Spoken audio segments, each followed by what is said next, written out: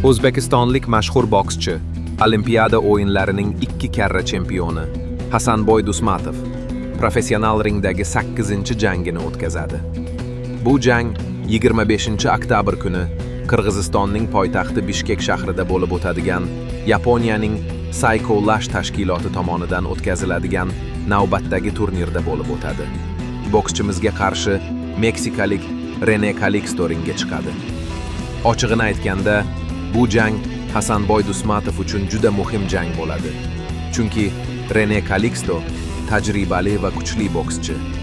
U avvalroq IBF tashkilotining eng yengil vazn toifasida chempionlik kamarini qo'lga kiritgan edi.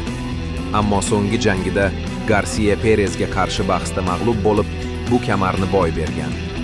Shunga qaramay, Calixto professional faoliyatida 25 ta jang o'tkazib, atigi bir marta mag'lub bo'lgan.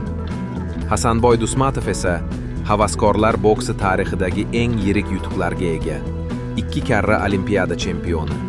Lekin professional boksda hali katta g'alabalarga erishmagan. U hozirgacha 7 ta jang o'tkazib, barchasida g'alaba qozongan. Ammo Calixto kabi tajribali raqib bilan ilk bor to'qnashadi. Do'stlar, biz albatta Hasanboy Dusmatovga g'alaba tilaymiz. Agar u bu jangda g'alaba qozonsa, jahon reytingida yuqoriga ko'tariladi va ehtimol keyingi jangidayoq chempionlik kamari uchun bahs olib boradi. Kanalga obuna bo'ling, videoga like bosing va UzSport bilan eng so'nggi jang yangiliklarini kuzatib boring.